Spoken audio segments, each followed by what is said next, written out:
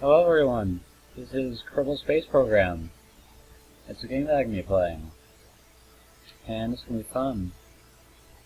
And I'm on the YouTubes now. This is my first YouTube upload, and we're just casually playing Kerbal Space Program. If you don't know, it's a game where you build rockets and stuff, and aim for the sky. So, first we gotta choose our command pod here. I'm going to go for the default one-seater here. Just standard run-of-the-mill. Then I can add on a computer, which is basically like an autopilot or cruise control. That just keeps me in one direction, although it fails a lot. So yeah, our goal today is going to get orbit of the planet Kerbal, and since this is a Kerbal space program from planet Kerbal, yeah, you'll get used to it, don't worry. And to ensure a safe landing, we want a parachute. Like this. But you're thinking, wait Galler dude, what happens if this is too heavy for a parachute? We just fall into the ocean and die. Well, YouTube, you can do this. This is a decoupler. When you switch between stages, which you can see in your nifty staging menu, you can go like decouple stuff, which basically means just like split in half. And that's pretty awesome. Yeah. You get more fuel. These are fuel tanks, by the way. These are pretty much all fuel tanks, and these are engines. And more fuel. Anyways, when you get the least powerful engine, you're thinking, how do you go from least powerful? Well, it's the most efficient. You get like the most burn out of it for the least amount of time. So we're gonna add another decoupler, ShamWow, and there's a little shroud there, which covers it up. And we're gonna add, not that, look at this thing, it's insane. We're gonna add one of these guys. But wait, hitting this. But watch, we can add something amazing, like a tricoupler, if I can find it. And I say tricoupler, I mean this. Amazing.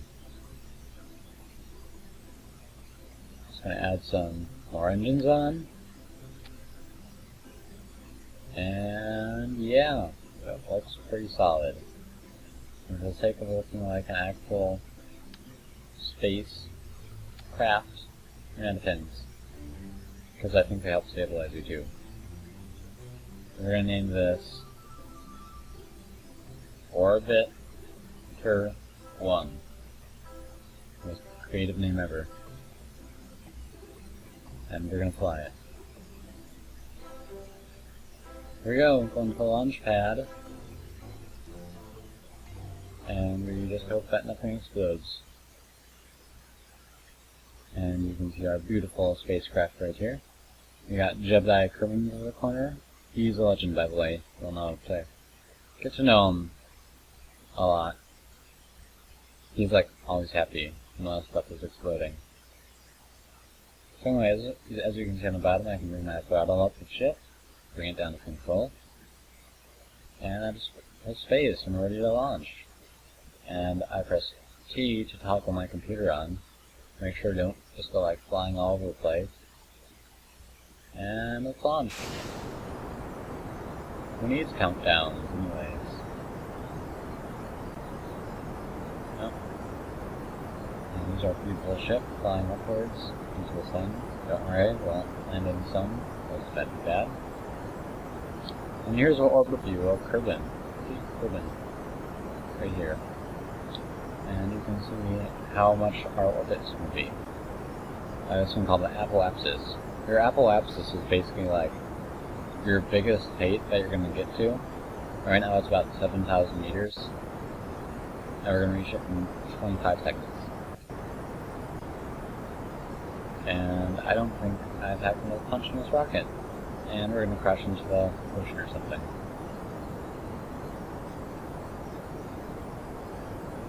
Because it might be able to, but I doubt that this stage will be able to support itself with a weaker engine,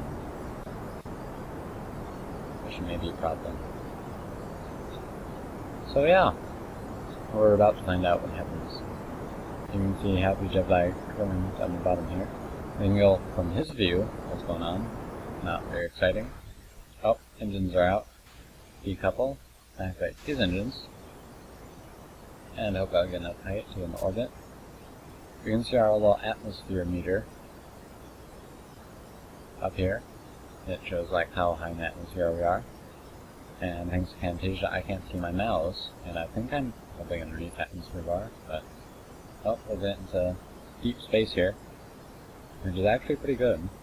Now we're going to start burning this way, because we want to make sure that we get a good round orbit. See? Bam. ShamWow. It's amazing. You can see our little debris that's trajectory right into the ocean. Don't worry, probably will kill a squid or something, but not like Kerbal Space Program. Errors. Oh, yeah, clicking.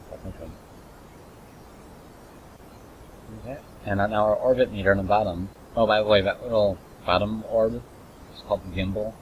Helps you orientate and stuff. It's a fun word to say. Gimbal. Anyways, we're just heading straight up in the stars. And when you get to like 70,000-ish, that means you're in space. And that's good. So, let's see if we can get to space. And here's all the warp options, so we can go ×2 warp. Yep, we're at 70-ish. And I'm actually going to cut the engines. And here's a tip that'll save your life a lot. You can press X, just to like instantly cut your engines. It helps, trust me. Like if you're doing a death spiral in an accident, then just X. No good. So anyways, we're going to tilt the rocket this way. By the way, you can control your rocket with WASD. And then you turn the computer on, and we're going to start burning. And hope to get like a awesome orbit deal going on. And you can hear awesome space music. Okay, since we're at 70,000-ish, we're just going to start burning. And what we want is our trajectory to be an entire circle around this planet. Which would basically mean that we like never crash into anything. Which would be good. Unfortunately, this step takes a while. So I hope you like watching random YouTube dudes try to make up stuff as your ship slowly plummets in the ocean, which is actually happening right now. Which is unfortunate, because we're like slowly sinking. And as you can see, these are like slowly falling apart. And they'll get a lot faster than this, trust me, it doesn't go as slow as it.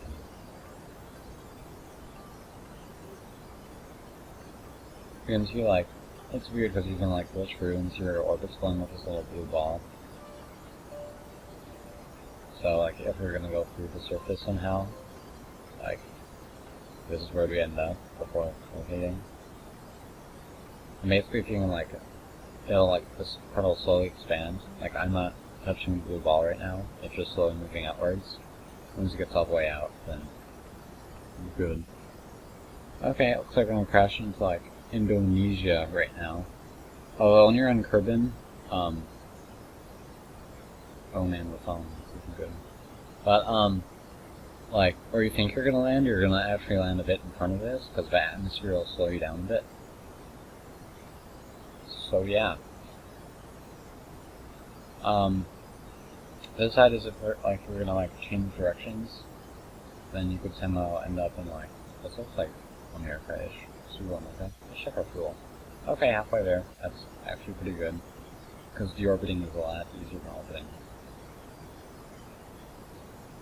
Maybe I can show you guys some EVA stuff when we're out in space. When we have time, whether we're in orbit or not. By EVA, I mean extravehicular activities. Which is basically a fancy way to say you're going to fly your guy around and stuff. And we have orbit, which is good. We want these to flip though. Because a 55,000 meter orbit definitely could. Basically, you can just spawn the. We're going to go on the other side of the planet. We'll focus on our orbit here. And I can look below, see the planet passing underneath us. Kinda cool.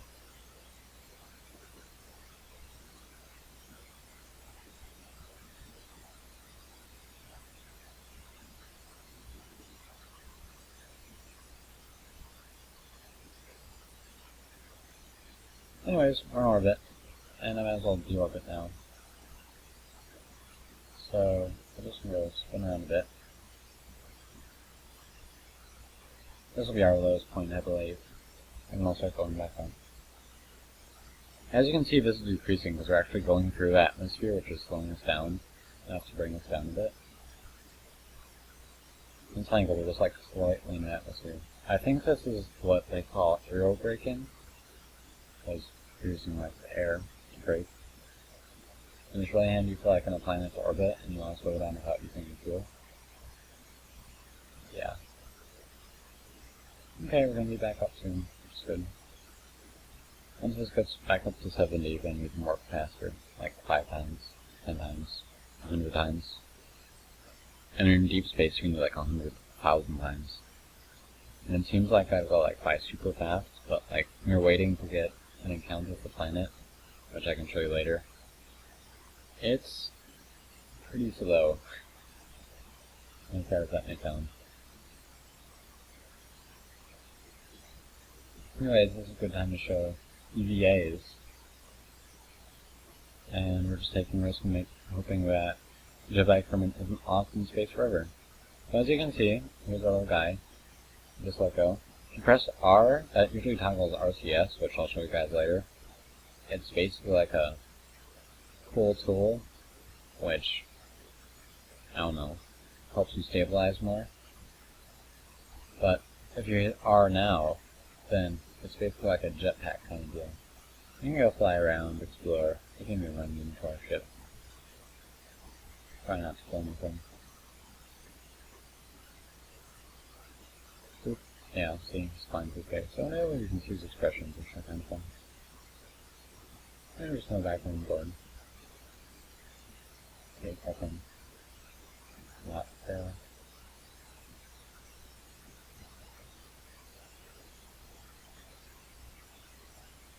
And yeah, that was that. This thing just like magnetizes back into place now, which is actually kind of funny. Oh, and we got past the warps now, which is good.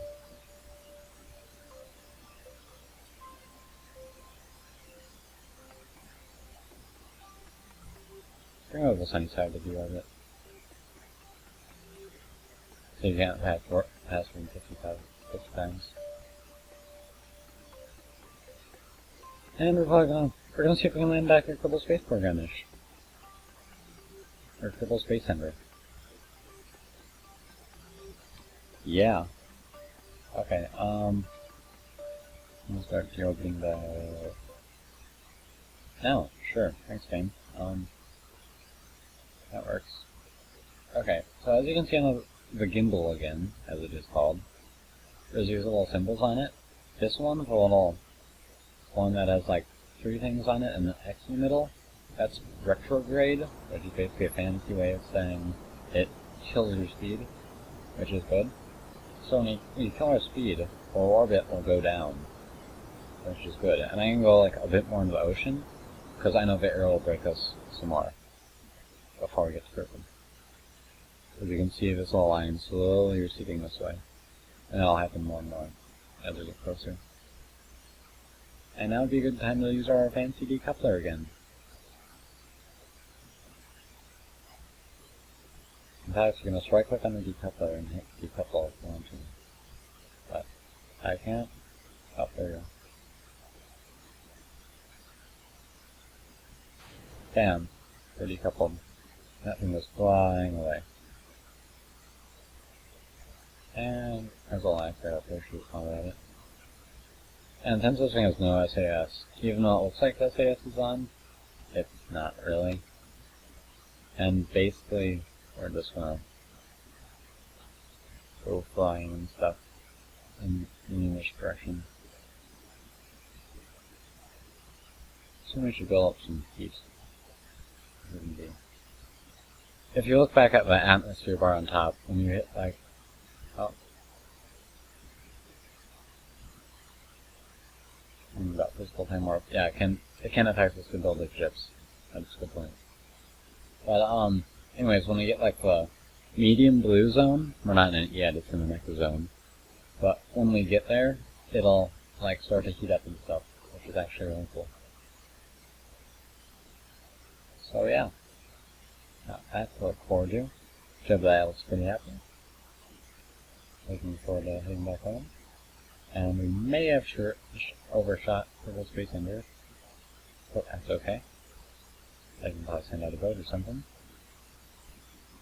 Not that big a deal. And you can see a little white pixel there. Oh, we're heating up. But there's a landing pad here and over there. And looks like our parachute activates soon. Oh, there we go.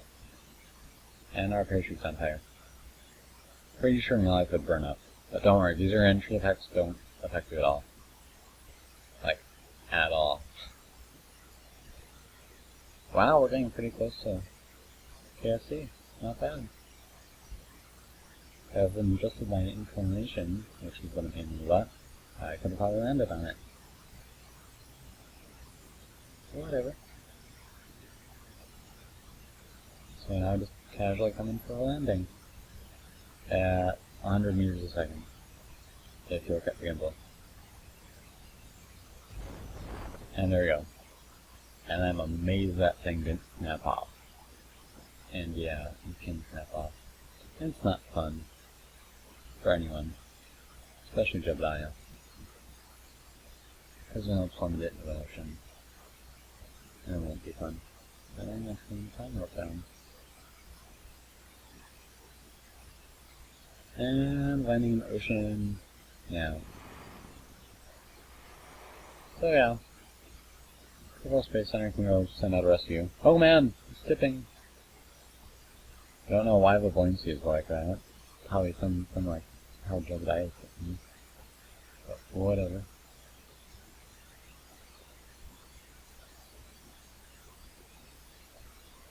So yeah. That was this episode of Kerbal Space Program.